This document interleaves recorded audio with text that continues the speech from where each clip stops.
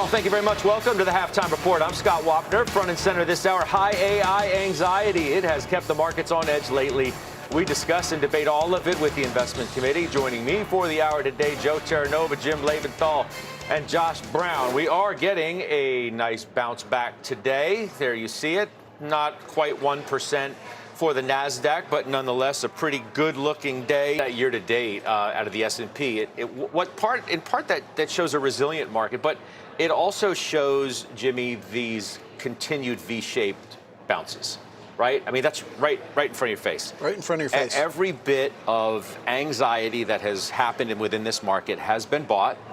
The question is, are we at the precipice of something different? Do we, in fact, as the FT suggests today, do we have an expensive market that is looking for any excuse at this point to fall? And you can blame a newsletter from a news release from a company that was making karaoke machines, and then you can blame a research report that most people hadn't heard of before, and we see all this sort of upset, the likes of which you just don't see every day, like an IBM having its worst day in 25 years. Some see that and say that's insane.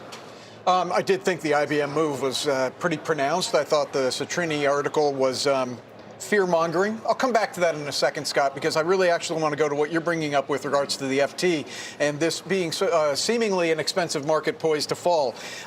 You know, if I look at the RSP, Joe, it's having a great year. It's up 5% year to date. We're 2 months into the year. If I look at the small caps, if I look at IWM, the Russell 2000, it's up 6% 2 months into the year. If I look at international stocks, the IFA, you know, up about 8% year to date. There is a part of the market that is having a really tough time. It is technology. It is the Mag 7. It is the triple Qs. And the problem is that's been so important for so many investors that it has many people feeling like we're in a bear market, but we're just not in a bear market.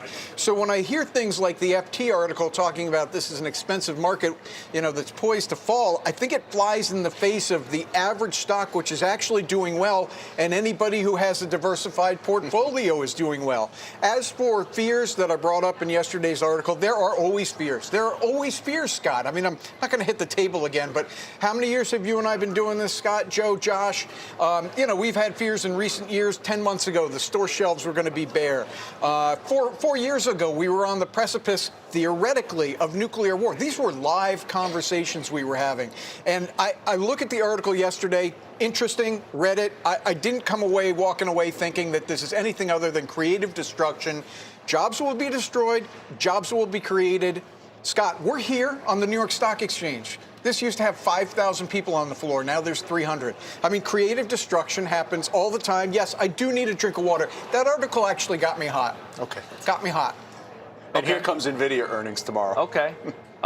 So, you know, Josh, it has been a steady stream of stocks getting hit on any AI-related headline. There's a great timeline that we can show you. We were just cycling through it, but we'll put it up again just to make the point even firmer that, you know, day, headline, segment, ticker, decline. That's basically what you're talking about. You have Google launching Project Genie, January 30th. Okay, then, you know, you got these software stocks go down. Legal tech, right? Anthropic, Claude, mechanism, stock, ticker, decline. It's making a lot of people nervous, you know, that they fear that something bigger might be coming, that the market's just not supposed to react this way. Companies don't change hands on these negative 8% days. And I think these negative 8% days, and I think people look at this and they say, oh my God, but they don't realize like the majority of investors are not doing anything. It's very hypersensitive people who are easily triggered by Substack, and they, you know, read a science fiction post, very well written, by the way, I loved it. And they extrapolate that out and they say, oh my God, 10 of the worst case scenarios are all going to take place at the same time and create this inescapable feedback loop of negatives. It's actually very similar to 2011. People were writing these all the time. They worked at SocGen. They worked in investment banks. They weren't writing for Substack, but it was the same It was the same shtick. It was like, here's one negative thing that's about to happen because of European debt crisis, which is then going to trigger this, and then trigger this, and then trigger this. It's a double dip recession. It's global. It's worse than 2008. Yeah, bad things ended up happening in the European debt crisis, but like the entire world didn't fall apart, and there are always offsets. So I think it's very rational to take the Citrini piece at face value. It's a thought exercise. It's a very healthy one, actually. If you take it to like, I need to change my whole portfolio around, you're not a good investor. So that's number one. Number two, I gave you the playbook 3 weeks ago. I've been saying it every single appearance. Why do I do best stocks in the market? Let's start there. I'm not just buying them all. It tells me what investors are actually doing and where the accumulation is. That is the point of even tracking what are the best stocks in the market in the first place. And this became apparent very early this year. Investors had spent 15 years worshiping at the altar of the asset-light economy, mostly software, professional services, and data businesses. And that whole paradigm flipped. And now they want heavy assets and companies with low obsolescence risk. Here are my top 10 this year from the best stocks list. Hold on real quick. Hang on real quick before you do that. Because I don't want to blow by what has now become something that's in the zeitgeist of sorts. Your so-called halo stocks, which are being mentioned in newspapers now and in research reports from different Wall Street firms. Halo standing for what you just said, heavy assets, low obsolescence. So-called stocks that are at least deemed to have some level of AI immunity. You guys have many in front of you. You were going to name some. Now go ahead. I just wanted to make sure that our viewers understand the context by which we are even talking about this. Yeah, so this is the trade. I basically told you guys I think this is going to be the dominant theme of 2026. It doesn't mean only buy these, don't look for opportunities. It doesn't mean they're all going to go up every day. I'm just telling you, these are the stocks that people are running to every time Anthropic announces something that terrifies them, competing with an asset-light business. So these are all on my list, and I think more than half of these we've done segments on. They all look unbelievable. Texas Pacific Land Corp. This is West Texas oil and gas royalties. There's nothing you could do to prompt an LLM that's going to change what's happening with this company. Corning, GLW, it's a data center build-out play. Physical fiber optics and glass screens. Southern Copper, Baker Hughes, we did a whole thing on. Deere, I did the other day. Schlumberger, I did. Iron Mountain, we talked about last week, IRM.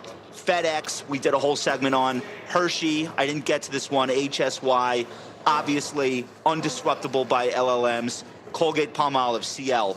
I'm not saying they're cheap. I'm not saying they're undiscovered.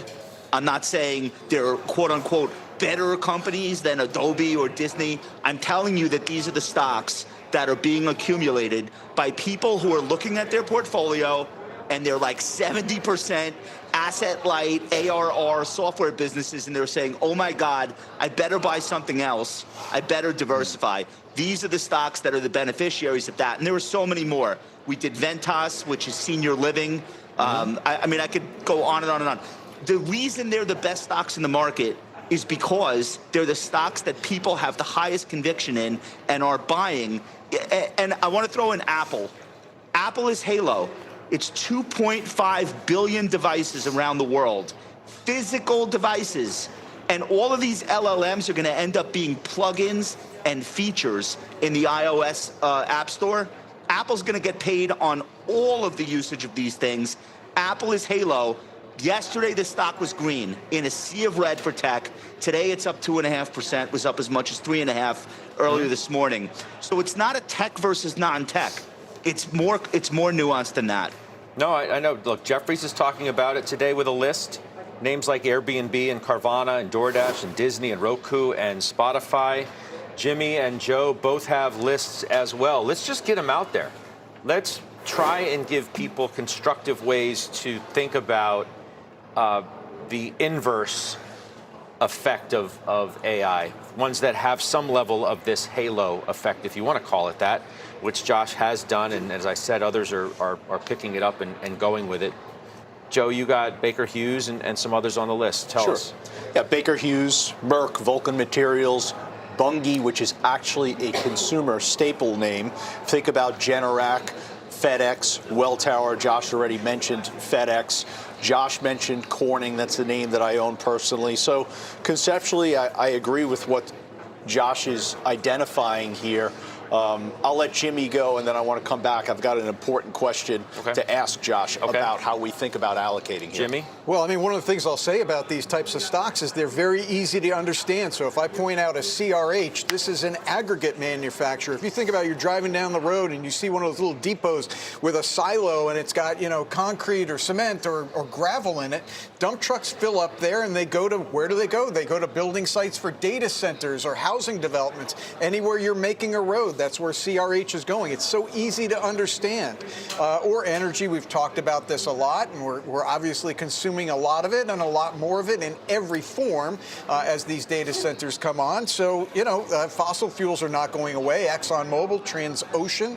I think, though, the easiest one to explain is travel and experience, right? You cannot replace getting on an airplane and going to a Wynn Resort or Disneyland. You cannot replace that. Sure, you could go get, metaverse glasses and put those on and try, but it's not the same thing. When I'm on the airplane, I sometimes play the blackjack game on the back of the seat. It's nothing like being in a casino and actually playing blackjack.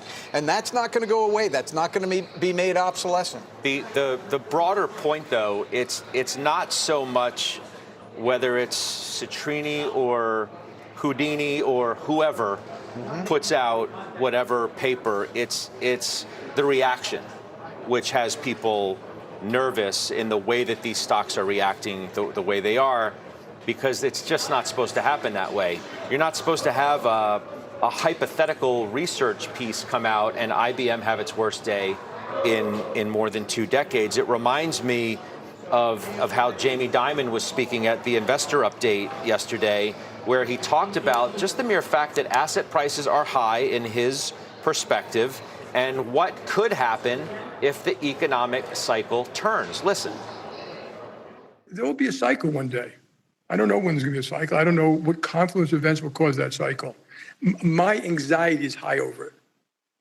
I'm not assuaged by the fact that asset prices are high. In fact, I think that adds to the risk. That kind of speaks to it, right? You're in an environment already where some say asset prices are high. A lot of things have run up a lot because of the AI trade itself. And now the air is coming out. No one knows truly if there's a bigger air pocket where it needs to be filled if these stocks continue to be upset in the manner in which they have been. Who knows what tomorrow brings, or the next day, or the next iteration of whatever Anthropic has up its sleeve and any of these other LLMs or what have you. So that brings me to an important point in all of this, because for the last several years, we have been saying technology is the new economy.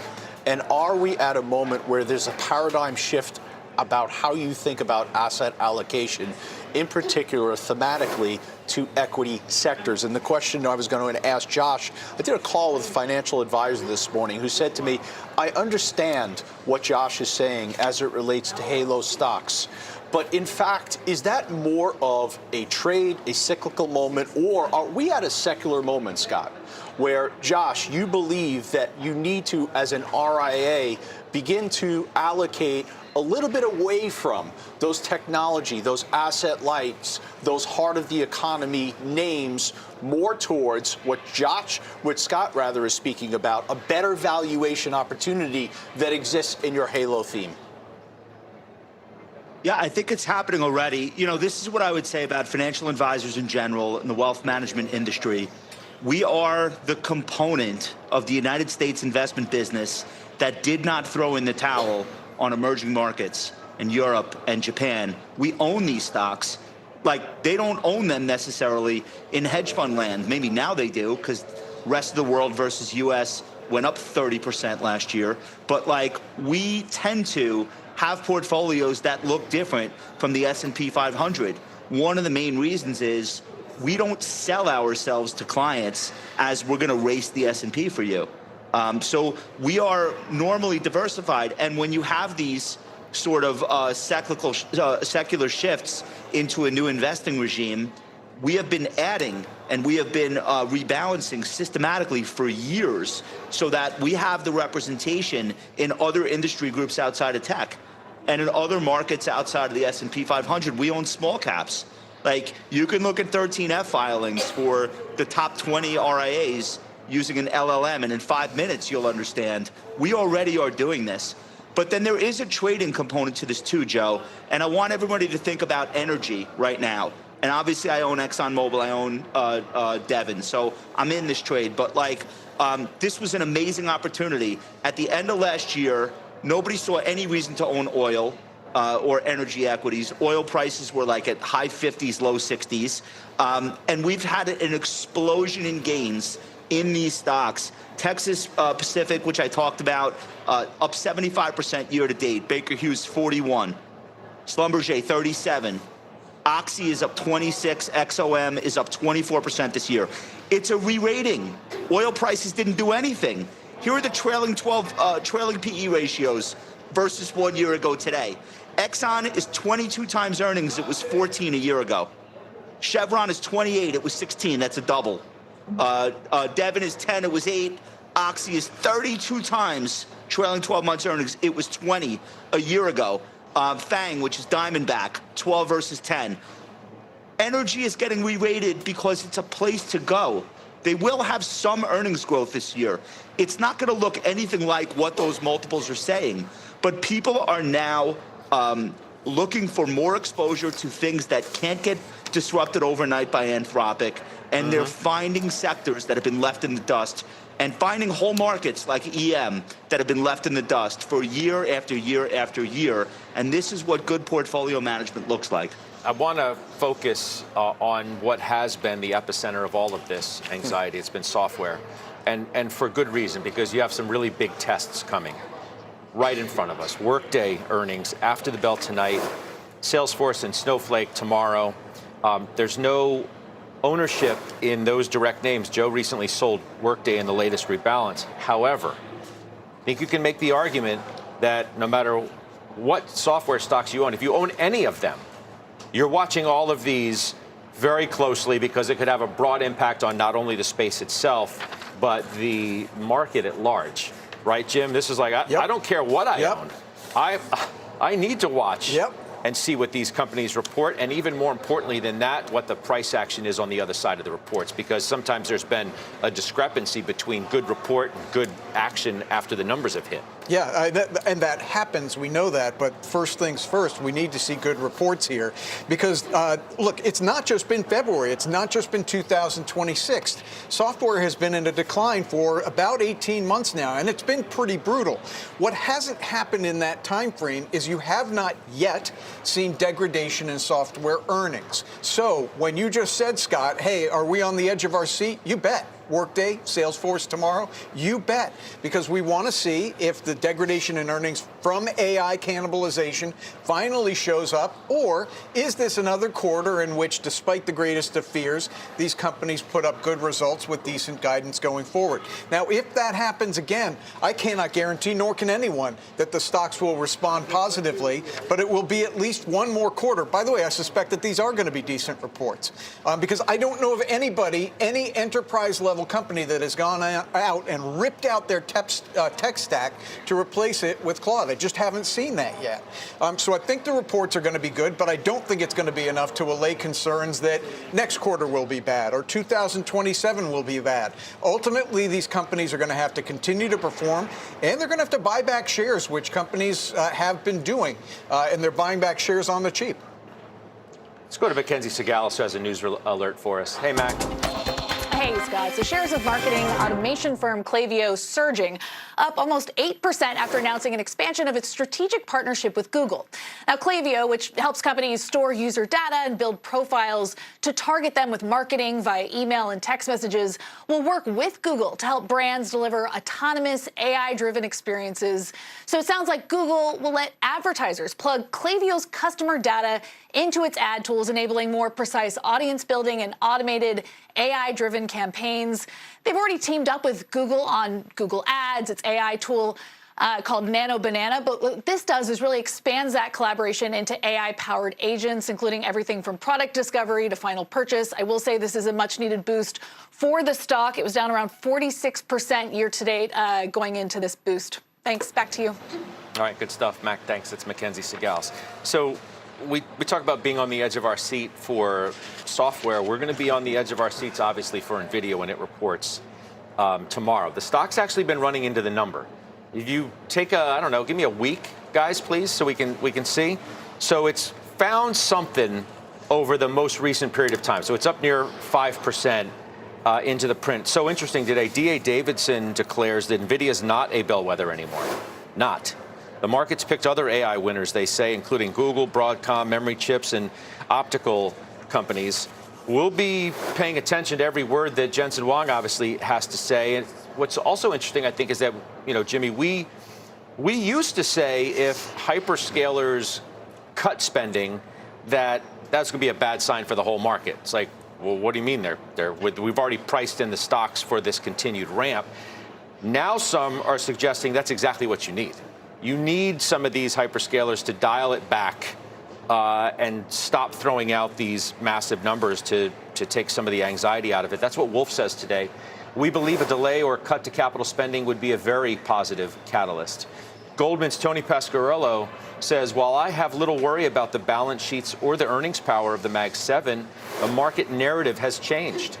The simplicity of the hyperscalers funding immense AI capex so easily from operating cash flow has changed.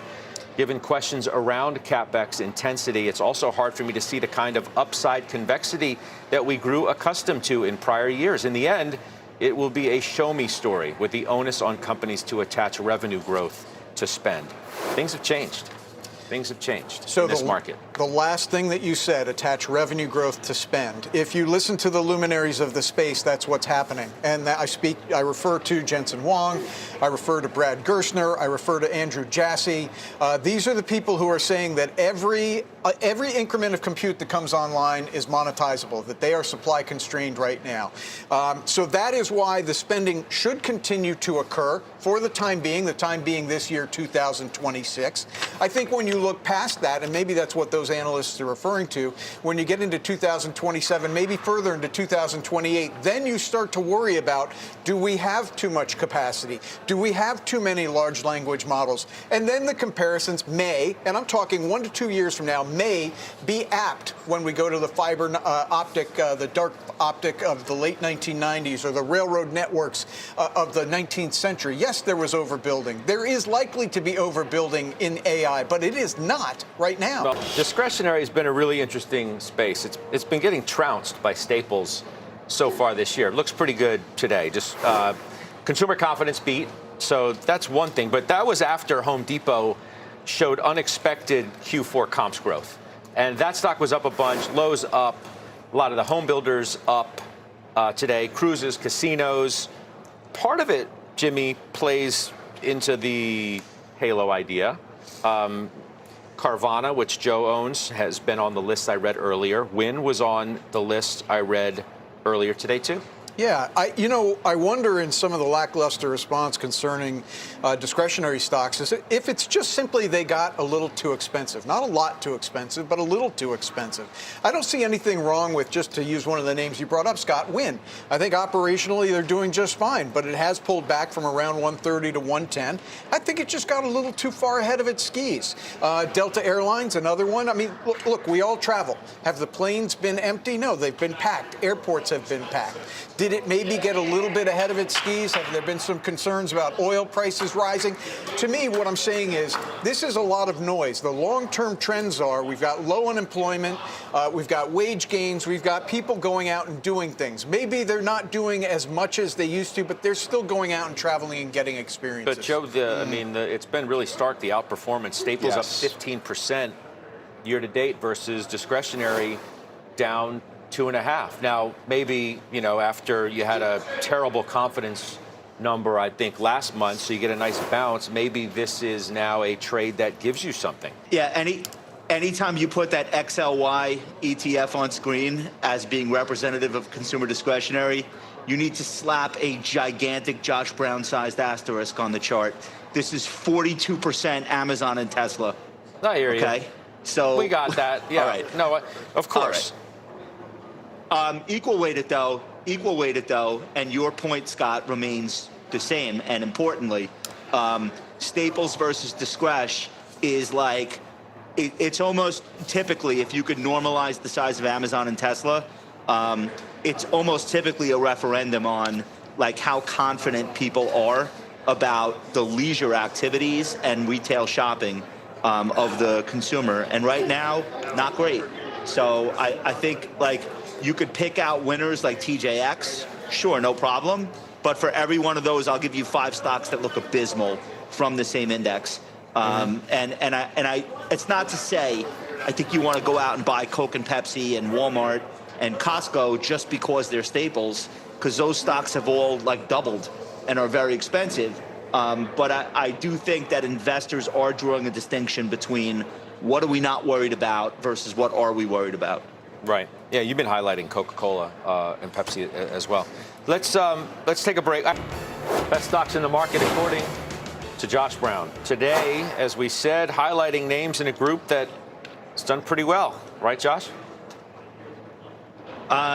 Yes. Well, look, this has been a trade that's been absolutely on fire, and I've talked about a lot of them before. And we just wanted to write these up because a lot of them have spent some time consolidating and are now starting to break out to a new range, let's call it. NextEra is really the one I want to focus on, though. We're looking for 8% CAGR on earnings per share through at least 2032. Remember that half of this business is a regulated utility, Florida Power and Light. The other half is one of the most exciting renewable energy businesses in the country. 88 to 90 was the breakout area. Now that it's broken out, that's probably where support will be. If the move is legitimate, it should not lose that level. If you're trading, that's your pivot point. That's where you say, okay, my entry was wrong. I'll let it set back up. RSI is 66, which we can't show you on this chart. That is a measure of momentum over the last 14 days. 66 is confirming strength without being what they call overbought. A lot of people use that term qualitatively. There's a technical definition of overbought, and we're not there yet. I like 80 for longer-term investors. Like, give yourself a little bit longer of a leash. Below that, the 200-day is 78. A break below that 78 to 80 area would change the conversation. This would no longer be a best stock in the market. So long as it stays above, I think the rally continues. This, Duke Energy, First Energy, which is FE, these are stocks I've been talking about in this segment for 6 months. They all look great. Jimmy, you got PG&E. It's been helpful. You know, I'm really glad to hear what Josh is saying because I personally have not been paying that much attention to utilities, even though I have this one name. It's small in the portfolio, but God bless it, it's doing well. And I think you have to respect, as Josh is saying, when a sector like this does well, you need to make sure you have some exposure. Why don't you pay more attention to it, Jimmy? Why? Because it's so boring. It's fundamentally so boring. It just is. You just regulated love utilities. Adobe brings you more exciting. excitement. You can't help but look at it all the time. All right, that's all right. Am I boring you? No, you're exciting me, Josh. That's the point. You're making it exciting for a sector, regulated utilities, Duke Energy. I mean, otherwise, I'm just like, all right, they're putting in a rate increase request, and they're going to get it, and it's going to grow 7%. But something like Pacific Gas and Electric, still cheap, growing nicely. It got knocked down last year on these California fires, which it had no hand in, and it's got more room to run. If you want a investment off of the California wildfires, look at EIX, Edison International. We own it in the ETF. It's had a remarkable move since earnings last week. I wouldn't chase it here. Wait for a pullback to the 50-day. And then also servicing the utilities. There you go with your Quanta Services, ticker symbol PWR. More exciting. More exciting. Let's look at Quanta Services because the price target, there it is, 560. Goldman today goes to 685. So from 495. Yeah, that's a reaction, and other investment banks have raised price targets since this company reported earnings within the last week. The 12-month price target is only $5.98. 66% of the analyst community have a buy rating. So I actually think there's more room on that price target, closer to what Goldman's doing here. All right. Are we still boring you? No, I'm excited. Josh got me excited. I mean, Edison, there's some risk there. I got to tell you, they may have some culpability in that Los Angeles. Came in fire. hot over the Citrini note. Now you're excited about utilities thanks to the best stocks in the market. It's amazing the things that happen on this program for you. This might be a 4-bottle-of-water day. Wow. Well, you're on number 3. There's a lot going on, Scott. Okay. It's a volatile market. Gotta stay cool. All right. Let's do a calls of the day next. Talk about some stocks on the move and some calls. But let's start with Expeditors International. They did report a drop in profit, revenue down, stock down, almost 9%. They do authorize a $3 billion share buyback. Joe, you own this one. Unfortunately, we do. It was a name that we purchased at the end of October. You have challenges here as it relates to ocean freight.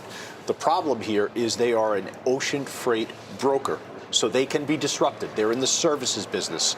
AI can ultimately organize that freight, that global freight, ultimately better than they can. So why'd you buy it? Why'd you buy it in October? Well, it had really good momentum, strong balance sheet. The bigger decline actually happened on February 12th. February 12th, the stock was down 16%.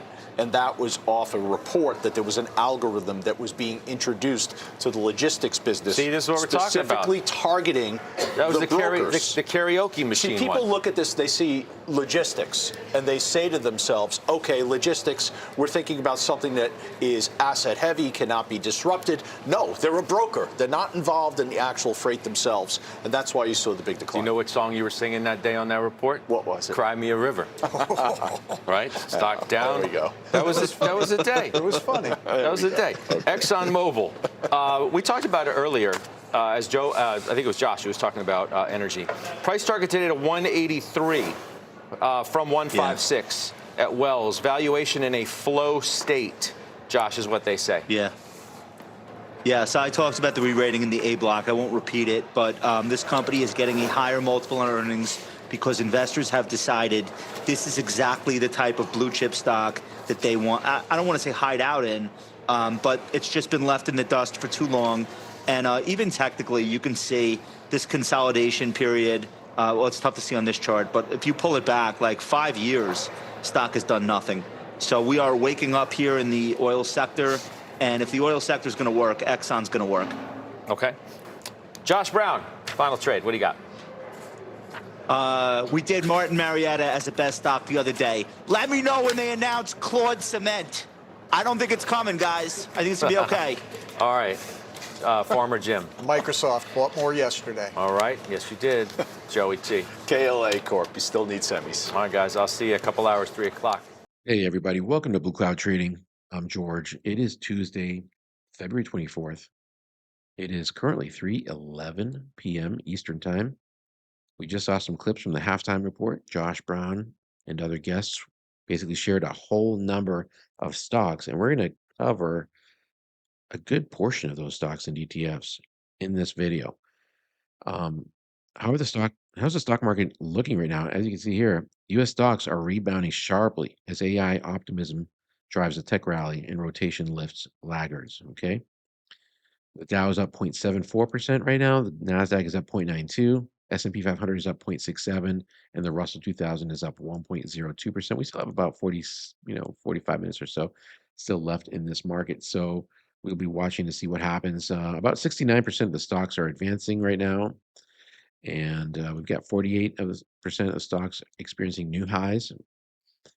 51.9 are still hitting new lows. About 46% of stocks are above the 50-day moving average. And you got about 50.7% of stocks are above the 200-day moving average. So it's pretty even here. Very interesting. Let's take a look at the heat map first. See how the individual stocks within the S&P 500 performing today. And you can see that Apple's up 2.06, Amazon and Tesla are up. Microsoft is up, Nvidia. Remember, Nvidia's coming out with earnings tomorrow. That's going to really give us some insight about what's going to happen, I think, especially in the semiconductor space. We're going to see some changes, hopefully, for the positive. Overall, most industries here and sectors are looking pretty strong. If we look at the ETFs, the commodity stocks declined a bit today, like gold, silver. So as the stocks are moving up, these will tend to drop a little bit. Silver was down too. Um, but yeah, I mean, pretty much everything is looking bullish here. I like what I'm seeing. If we look at the themes option here, everything is looking pretty strong. Here's one that's not looking particularly great. 3D printing in the industrial automation for whatever reason. I mean, XMTR brought it down 20.41% on that one. Here's another one that's not looking particularly great. Air quality, clean technologies and pollution control. That one, SECO, down 22.19%. Brought the whole um, theme here of environmental sustainability down for that specific little group. They have different ones like waste and water, climate, all looking pretty good here. Agriculture. Anyway, this is a really cool platform. FinViz Elite.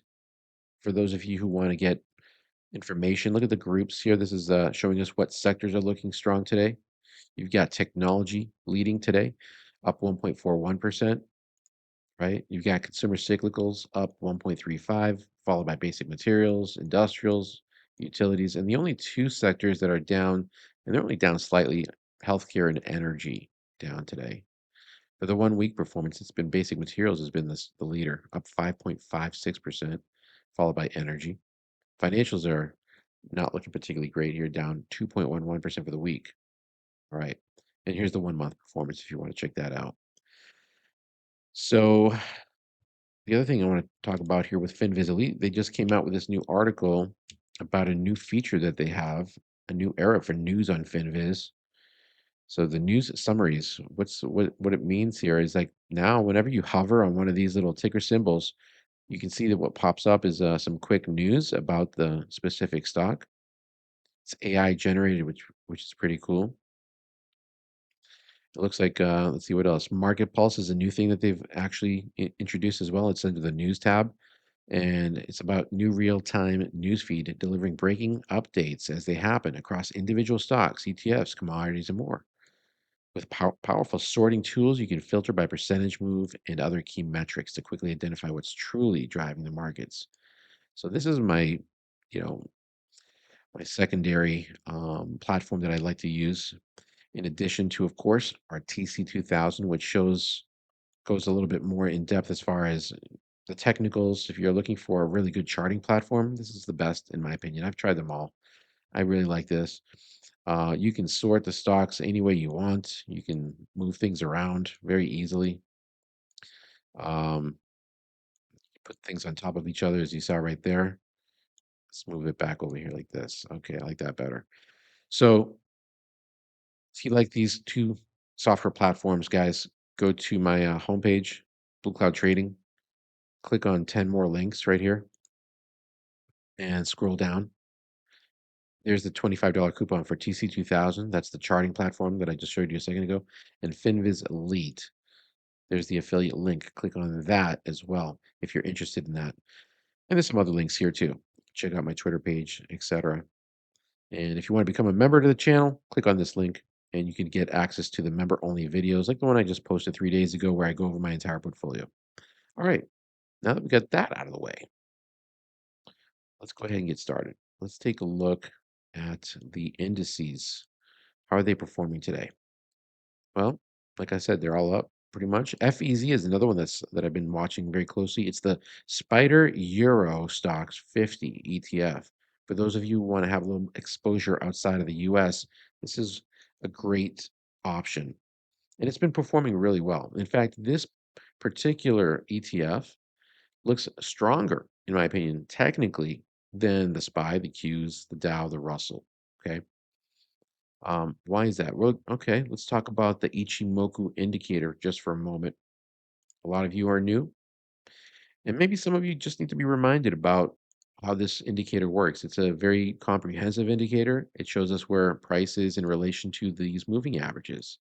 So the Ichimoku indicator is a Japanese indicator that was basically published in the late 1960s. It's used by a lot of financial institutions today. A lot of traders use this indicator because what Ichimoku stands for is at a glance. And at a glance, we can quickly assess the strength of the trend by the thickness of the cloud.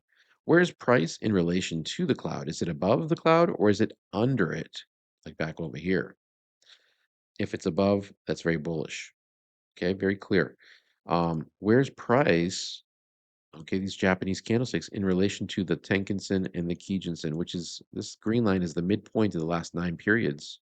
Okay, this red line here is called the Kijun-sen, and that's the midpoint of the last 26 periods. So it's a slower moving average. We want price to be above both of those moving averages, and we want the green line above the red line. The cloud is comprised by taking the midpoint of those two moving averages right there. And so if you go, okay, right there between those two moving averages and you project that 26 periods into the future, that's where the Senko span A is. And then the Senko span B is basically the midpoint of the last 52 periods here. Instead of plotting it under the candle or above it, it plots it 26 periods into the future.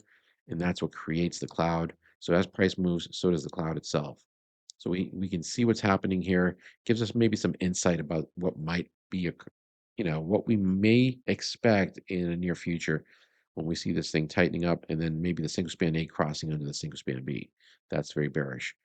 And then you've got the Chiku span, that's the current price projected 26 periods into the past in a line form. The idea here is to see where that line is in relation to the candle 26 periods ago. If it's above it, that's bullish. If it's under, like it was here, that's bearish. Okay, so that's what we're looking for. So we're just looking to see that all these things are in play. If we have all those on both the daily time frame and the weekly time frame, let me show you what the weekly chart looks like, because these candlesticks represents one day. Okay, here's the weekly chart. Okay, you can see we have the same exact pattern on both the weekly and the daily. Hence, I give it a blue flag over here on the left-hand side. The rest of these indices here, the ETFs, do not have that. So let's start off with the SPY, or they might lack it in one of the time frames. Here's the weekly chart. Okay, the weekly chart is still okay. Price is just hovering around the baseline there, the Kijun-sen. It's very, very close to it. You can see the consolidation that's been happening for multiple weeks here with the S&P 500. Here's a daily chart. It's even more clear. And right now, price is inside the cloud, so that's not a good sign. The Chiku span, the white line there, is under price. That's also bearish. Look at the cloud flattening out over here. A little bit of indecision for the SPY, right? So nothing really special happening with the S&P 500 at this time. So I wouldn't be too concerned, basically too interested in jumping into this right here. The QQQ ETF is actually looking worse, honestly. It's been under the cloud now for multiple days, 2 weeks almost. You can see that right there. And the cloud has turned bearish on the Qs. There's a single span A under the single span B. Could this all turn around this week? It certainly could. With the announcement, the earnings announcement by Nvidia, we could see all the indices actually move up collectively. But we have to wait until tomorrow to find that out. So there's the daily, there's the weekly chart. You can see that's in between the two moving averages, just holding on for dear life here, up 0.99% as we speak today. Here's the Dow Jones. The Dow is ticker symbol DIA, and that's also pulled back. It's finding support. I told you guys yesterday in yesterday's video that this is a good sign that we stalled right at the cloud. A lot of times price will actually bounce once we reach that support level. So when price is coming down, this is a level of support. If price was under the candle, I'm sorry, under the cloud itself, that would be a level of resistance if we were coming from underneath it. We're also forming what's called a bullish harami for the Dow, which is very bullish right there. So you get that large red candle followed by the small bullish candle. It's called a bullish harami pattern. I'll show you guys what that looks like on this little cheat sheet that I use here. It's under the candle pattern reference sheet. If you look under the bullish double candle patterns, you will find it right here. Okay, large red candle followed by a small bullish one. If you guys, I strongly recommend that you learn these candlestick patterns. It will make your trading much more um, lucrative. You'll make, you'll have a better sense of what's happening in the markets because they do tell us something. They give us basically a visual of what's happening between the buyers and the sellers. And so they've been used for many, many decades now. And I strongly recommend that you look into the Japanese candle patterns. There's a great book by Steve Nissen. You may want to look into that one. And then also, if I close that and we scroll down, there's also this patterns reference sheet as well. Okay. There's a cup and handle pattern. You may have heard of the head and shoulders patterns, um, rectangle patterns, pennants, you name it, double bottoms, triple bottoms, all that. Good to memorize all these. And you can find this for free on my X page, x.com.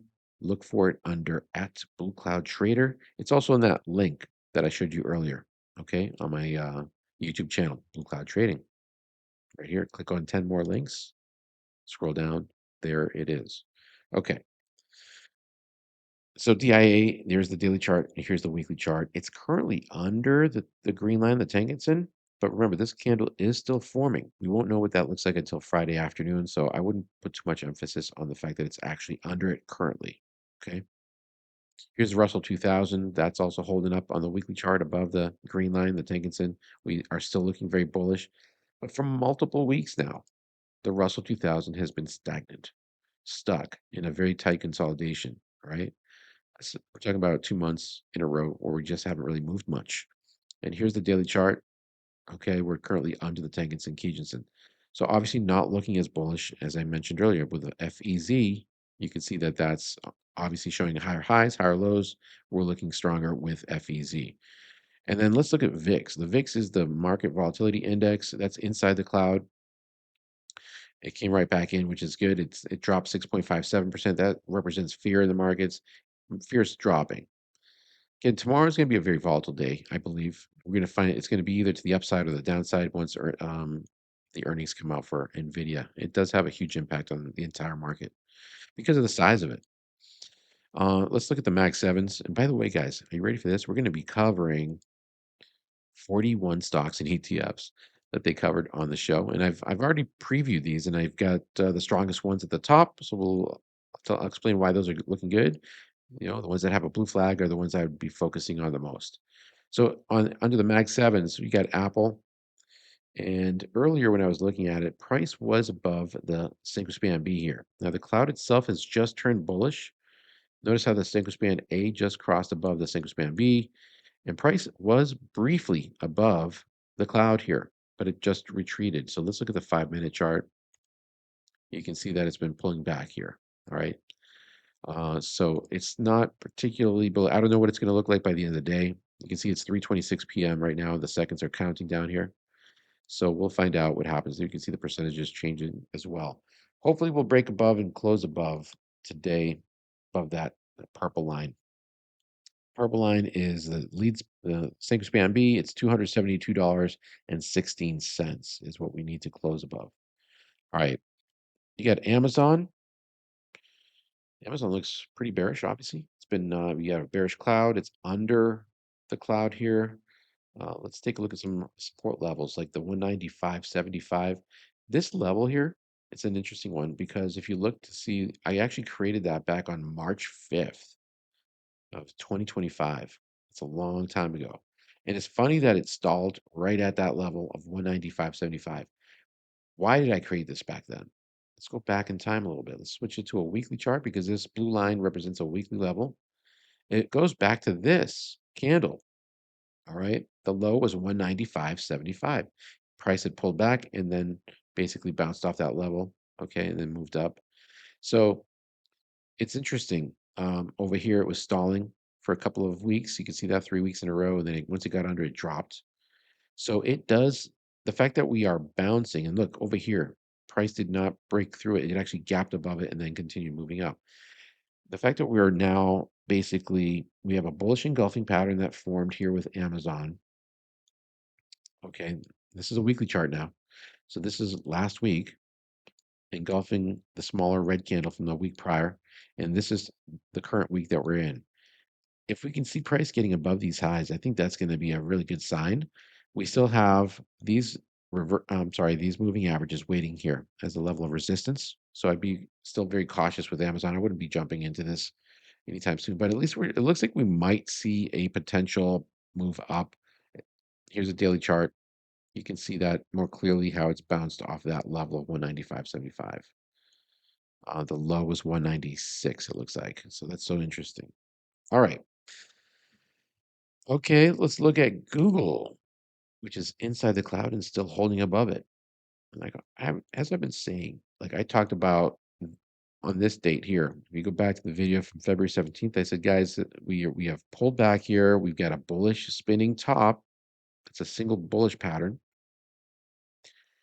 We're close to the support level of the single span B. There's a higher probability, I said, that price was going to move up.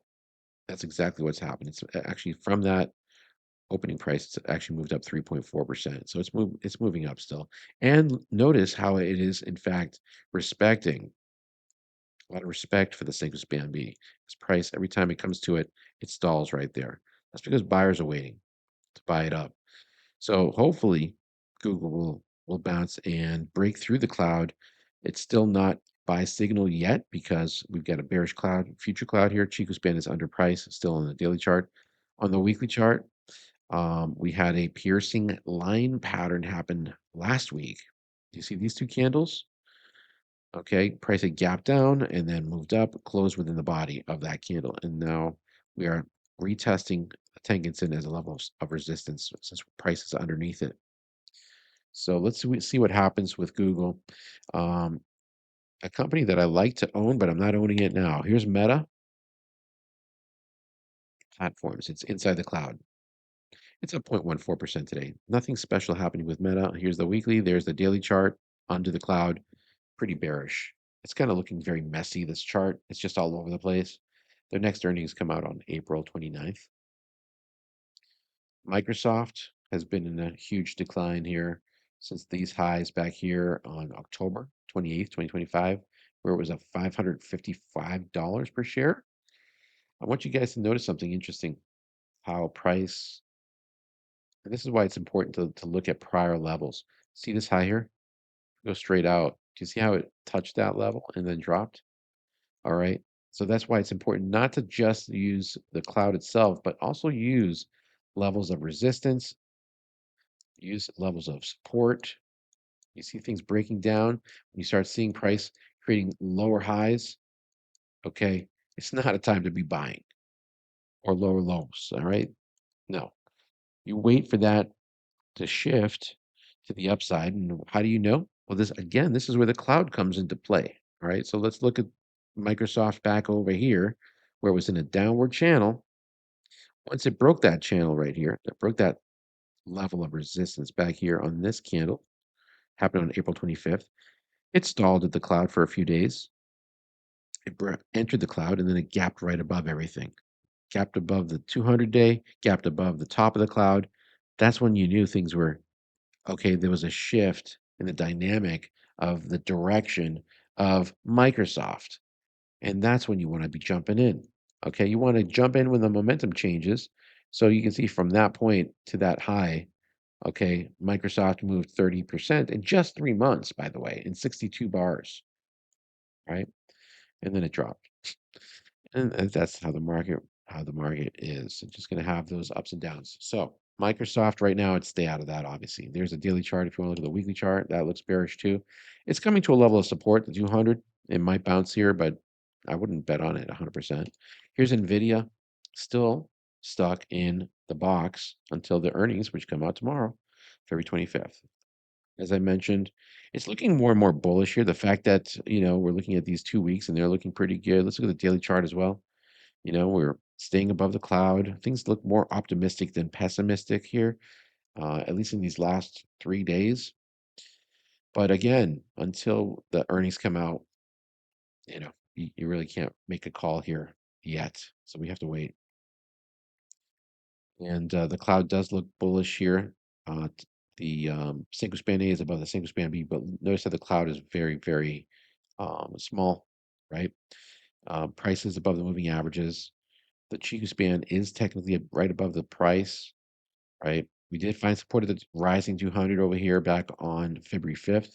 And if you look at the weekly chart, you know, price is above the moving averages, but let's not forget something really important, and that's that we had a negative crossover right there.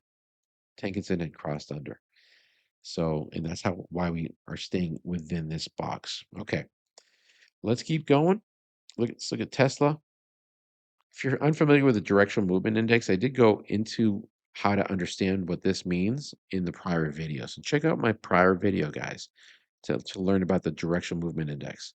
We essentially want that green line above the red line, like back over here.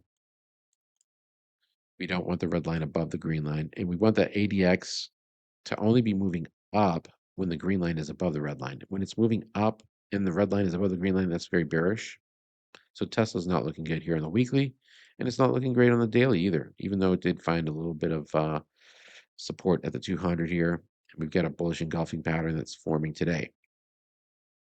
Still under the clouds, still under the moving averages. I'd stay out of Tesla. Now, let's look through these stocks and ETFs that they talked about on the show. 41, that's a lot there. There's a whole lot there. I've already previewed these. Okay. And look, the market's still running. Here's 3:34 p.m. Right? This is almost like a live recording that I'm doing here. But of course, you're going to see this a little later. But the information is still very relevant for tomorrow's trading. AstraZeneca. Let's look at the daily chart. Looks great. We're up 1.09%. It is dropping now towards the end of the day, but on the weekly chart, very bullish. So it gets that blue flag. I like Baker Hughes Company. This is on the weekly chart looking very bullish.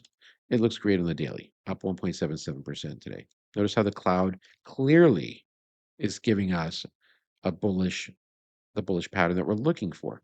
The thing that I mentioned earlier in the show. A very thick cloud that's moving up. We've got the Tenkan-sen above the Kijun-sen. We have price above both of these two moving averages, and we've got the Chiku span above price. Everything is looking great on the daily and on the weekly. DE, which is Deere and Company, industrial sector, farm and heavy construction machinery. This week, it looks like we're getting a little bit of a spinning top, red spinning top. Okay, here's a daily chart holding back to the Tenkan-sen. Now, yes, it dropped 0.19%, but it's still very bullish overall. We've had pullbacks in the past, and those, of course, rebounded. We're having a pullback right now. I like the formation of this type of candle. Let's look at this on the 5-minute. See how it's like, yeah, this is the 24th right here. You can see the gap down. And then once it around 11:10 a.m., since 11:10, it's up 1.74%. You can see on the 5-minute chart how it's been breaking above the cloud. All the same rules apply on any time frame that you choose. If you want to look at a 30-minute chart or a 1-hour chart or a 2-hour chart, same rules apply as far as how to trade this. And you get to choose what time frame you want to trade. Maybe you're a day trader. Here's the 1 minute for you. Okay. This candle is going to be changing second by second. All right. So I wouldn't now this is it only has 2,600 shares trading right now, 2,700. You can see that there. So it doesn't really move that much. It's not a very high beta stock. If you look at something like, let's see, maybe GLW probably moves a little bit more. See how it's moving a little bit faster. So anyway, let's go back. So we're talking about, let's go back here, DE. So I like DE. It's looking pretty bullish. DUK is Duke Energy Corporation. I like this one too. There's the daily chart. We have the bullish cloud. Everything looks perfect there on the weekly chart as well. Okay. The weekly chart, the cloud is not super bullish here. We're going to find some resistance around 129.91. It's a 1.23% away from where we currently are. EIX is looking pretty bullish on the weekly. That's Edison International. It's a utility sector stock. Here's the daily chart. It looks a little bit extended at these levels here. It's more than likely to pull back to the Tenkan-sen and Kijun-sen. So just be cautious with that one. It's already had its move. GLW, same situation. It's kind of moving very quickly here, up 4.44%. Technology sector, electronic components. There's a daily chart. Here's the weekly. IRM looks great. Iron Mountain Inc. It's a REIT, diversified REIT, breaking through that 112.18 level from this prior high here from January 24th, 2025. I like that one. Here's a daily chart. Okay. Coca-Cola. I like this one. There's the daily chart. There's the weekly chart. I've been talking about this on my in the members only videos. And I created that line right there back on April 22nd. So that was a level I said we need to wait for, and wait for it to break. It broke right here on January 30th. Since that point, it's already moved up 7.88%. So that's why we're looking for breakout charts. Okay, we don't want them to be breaking down. We want them to be breaking to the upside. I know you're buying it a little bit more expensive. Yes, you are, but you're getting confirmation that this thing is in fact in a uptrend and that it's showing strength, right? What you're essentially looking for is a uptrend, folks. Higher highs, higher lows, maybe breaking through levels of resistance. That is bullish. And that these patterns here, like that ascending, that's an ascending triangle pattern that you're seeing right there that I just drew there for you. Okay. So there's the higher lows, and then there's the resistance right there. At the top, the horizontal resistance that it broke through. And you can see, you can find that pattern, the ascending triangle pattern, on my Twitter page, Ender. Again, go back here, click on highlights, scroll down right here. There's the ascending triangle pattern. Okay, higher lows, horizontal line on the top, breaks through it. The opposite of that is the descending triangle, where you got lower highs and then the horizontal level that's broken. That's bearish. All right, let's keep going. Let's keep going.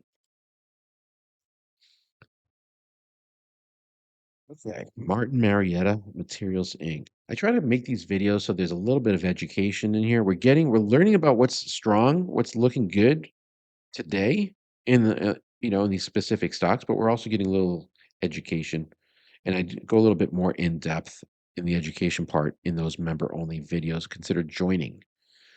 Martin Marietta Materials Inc. Looks good on the weekly, looks good on the daily, right? Let's see what else we got. NEE, Next Era Energy looks good on the daily, looks good on the weekly chart. You got PCG, Pacific Gas and Electric, breaking through the cloud here for 3 weeks in a row. Bullish cloud, this is what you're looking for. This is that change in direction that I was talking about, right? We're breaking through after this succession here of lower highs here. We're finally breaking through that prior high. What else have we established? A higher low. Okay, that's an ascending triangle pattern. Boom. That's the weekly chart. You look at this on a daily chart, look at it. Look at it take off now as a result. So that's why it's important to use both time frames. Look for confirmation on both time frames, folks. You'll have a better uh, portfolio. You'll have better portfolio results, essentially. Quanta Services is PWR. Here's the daily chart. Here's the weekly. It's also looking good. Maybe a little extended, but it could certainly continue moving up. RIG, Rig Transocean Limited, looking good. Broke through that 200 here. It all started once price got above the cloud. That happened here on November 28th. It's already up 48.5.6%. It's moving still. All right. So that's the weekly chart. Here's the daily. Very strong. RSP, that's the S&P 500 equal weight. Yesterday it had dropped into the Tengenson. Today broke back above it. You're going to have these fluctuations when there's the market is still the overall market. When you're looking at the S&P 500 and the Nasdaq and then the Qs and all that stuff, they're still indecisive about the overall thing. But we can look at individual stocks and take advantage of the stocks. This is more of a stock traders market. It's not an index. You're not going to be making a lot of money in the index. You have to pick the right stocks. Create your own little basket of stocks that are looking bullish, like I do. SLB, Limited, energy sector, oil and gas equipment services.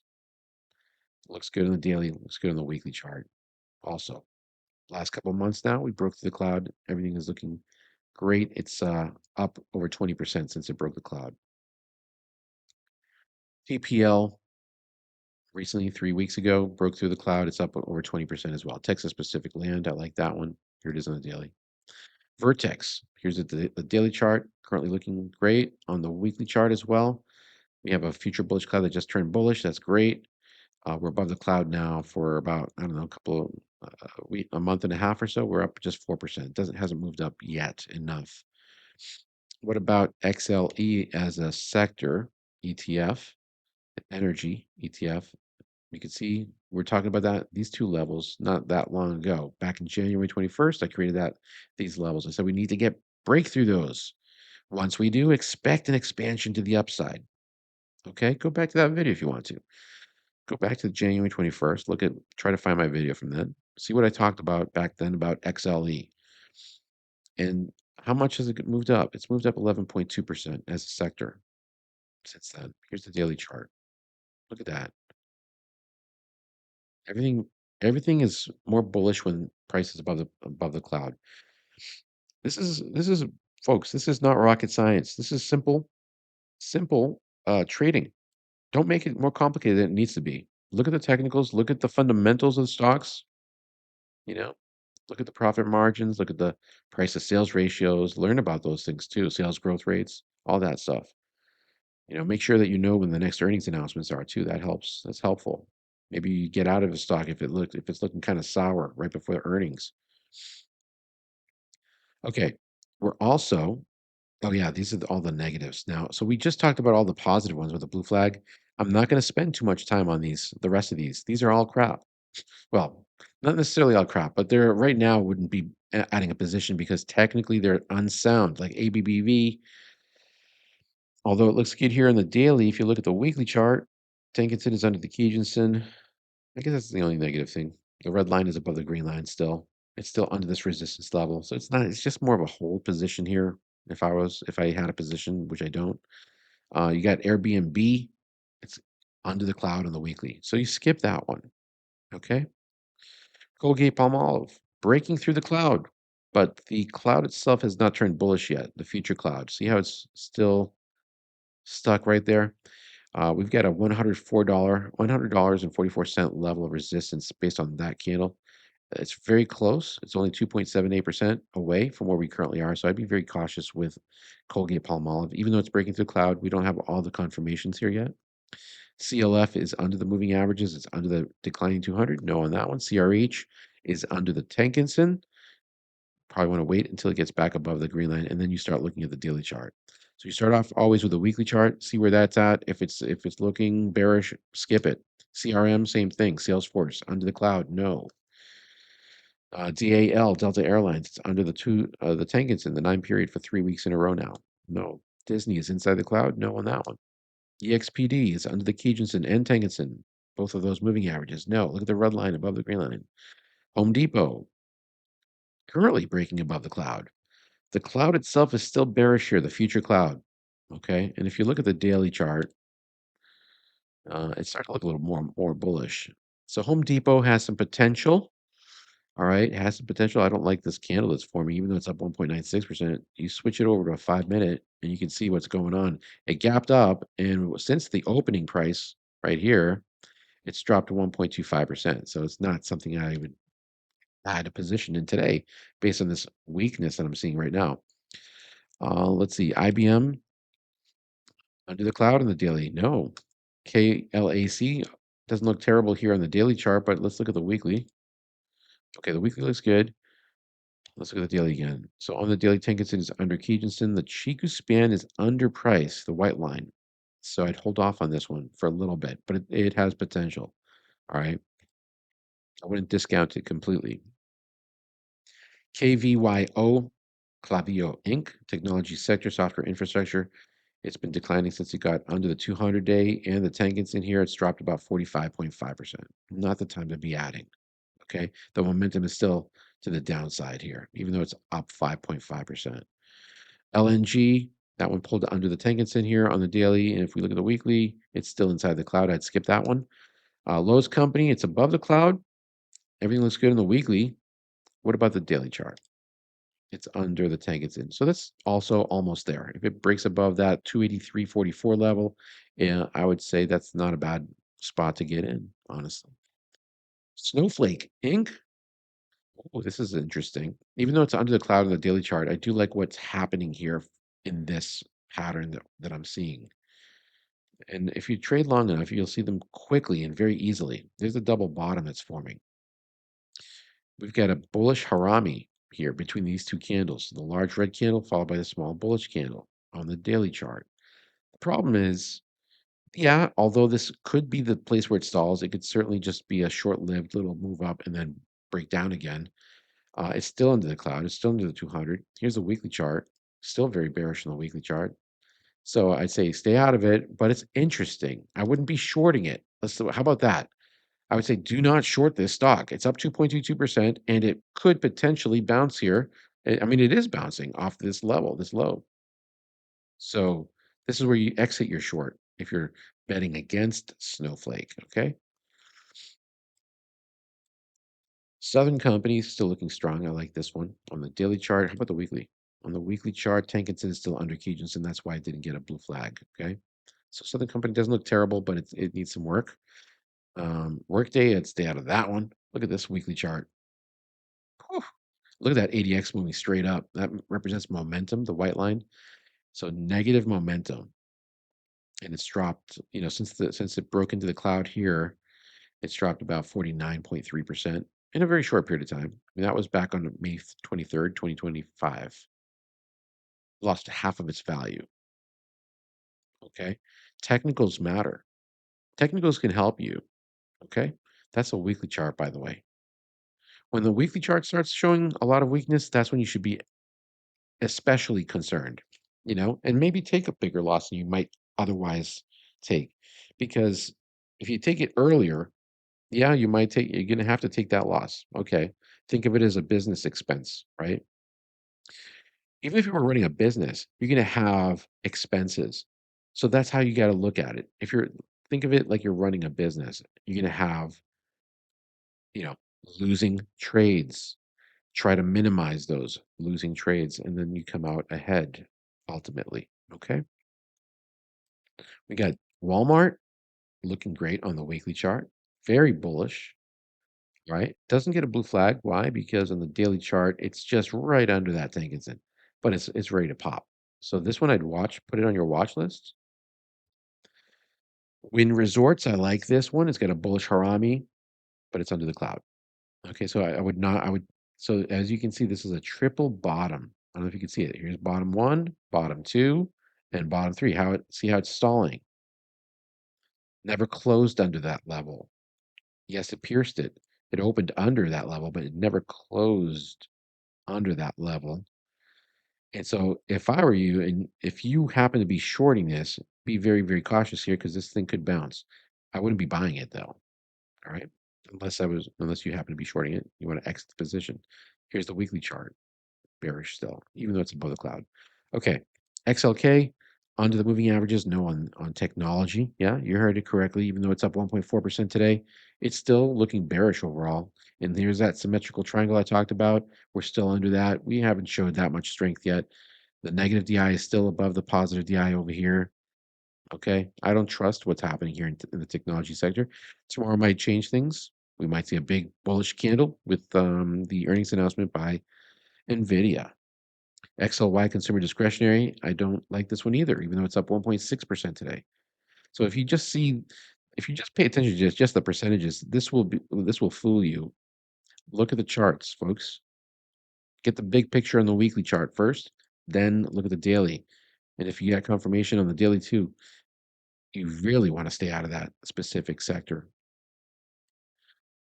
Exxon Mobil Corporation. We get a shooting star reversal candle here, another reversal candle, and then today it gapped up, but it's down 0.82% on the daily chart. This is the daily chart. It's kind of stalling, so that's why it doesn't get a blue flag. I'd be very cautious here with Exxon because of this reversal candle.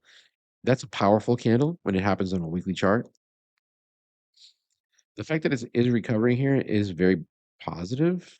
Um, that's actually stalling at this level here around 145.96 or so. But it's still looking like it doesn't know exactly where it wants to move.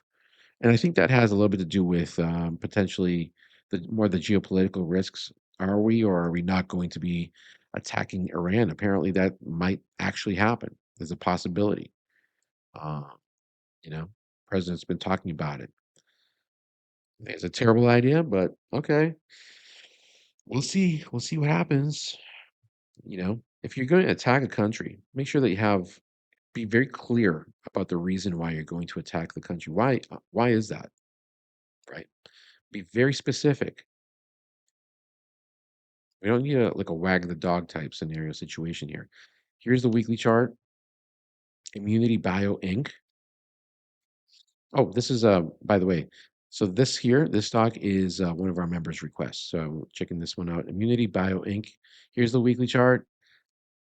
Okay, very bullish, very bullish. Once it broke through the cloud right there, it was at $5.09 or so around this level. Actually, 491. It's moved up 136.14%. Now, this is a low-priced stock, so these move a lot more. They're a lot more volatile. As much money as you can make in something like this, you can also lose your shirt. So be really, really cautious with this one and pay very close attention. Now, this is a weekly chart. It does still look bullish on the weekly. Let's look at it on the daily chart. Still looks bullish on the daily. It's up 18.09% right now as we speak. Let's take a look at this a little bit. Now, something like this, I would be more interested in observing it in much shorter period, much shorter time frame. Here's the 4-hour. Here's the 2-hour. Still looking pretty strong overall. 1-hour time frame above the Ichimoku cloud. 30-minute breaking down towards the end of the day, of course, right before the market closing here. It's 3:55 p.m. right now, so people are taking their profits at the end of the day. Here's a 5-minute chart that shows you that. So just be cautious with this one. Yeah, technically it looks good, but remember, this is a biotech company. It's not profitable yet. It is a $9.7 billion capitalization rate, or capitalization of the company. That's good. But and the sales growth rate is, off the charts at 174.89% sales growth rate over the last 5 years. So I do like the company, but just be really cautious with this because it's risky. CRVS, Corvus Pharmaceuticals Inc. Let's start off with a weekly chart again. This one had this pullback. If you're still holding on to this, that's great because as you can see, it's rebounding right now this week. Here's the daily chart. Okay. So yesterday it stalled right there and then moved up. It's still under the Tenkinson. It's up 3.83% today. Here's a 4-hour, 2-hour. The 2 hours, you can see it's been under the cloud. 1 hour, okay, under the cloud still. 30-minute, it's breaking through the cloud. So the most recent, couple of hours now, it's been breaking through the cloud. So that's a positive. And let's take a look at the 10-minute and the 5-minute chart. So there you have it. All right, that's going to do it for this video, guys. Thanks for watching. I appreciate all of you. And if you haven't subscribed to this channel, why should you subscribe? Well, number one, it's free to subscribe. It takes 5 seconds out of your day. You just click that little button there, hit the notification bell. Once you do, okay, once you hit that notification bell, you'll be able to access those notifications up there at the top, the notification bell. If you want further stuff like the members only content, you got to hit that join button right there. Once you hit that, here's what happens. This little pop-up happens. Blue Cloud supporter, Blue Cloud trader, and Blue Cloud legend. There's 3 different levels for membership, each with different pricing, each with different perks. So you'll be able to access these member only videos only under Blue Cloud trader and Blue Cloud legend level membership. What else do you get under Blue Cloud Legend, the top level? You get access to the daily stock and ETF trades that I share. So I share a post where I share all the trades that I've placed. You'll also get access to some day trading videos that I've posted in the past. Okay. Once you become a legend level member, there'll be a new tab that pops up over here. This is what it's going to look like. You'll say membership. You click there, and that's where you'll be able to find all the member only videos. You can go back and watch some of the old ones too. Again, these are very educational, so you can also see how my portfolio has been doing, over months and months and months and over a year now, actually. And we've been very bullish, and we've been very bullish this last year. Obviously, the year before that, in the beginning, not so much because the market wasn't looking particularly great, especially in April. We had a little bit of a hiccup there, but we used hedging strategies to help protect our portfolio when things started to fall apart. And so that's another thing that I talk about whenever things start to fall, you know, and looks like a little bit more risky to be in the market. There are ways to protect your entire portfolio, so you don't have to close all your positions. You want to be able to hedge, and I talk about that in the member only videos. So guys, that's going to do it for this video. Thanks again. I will catch you all in the next one.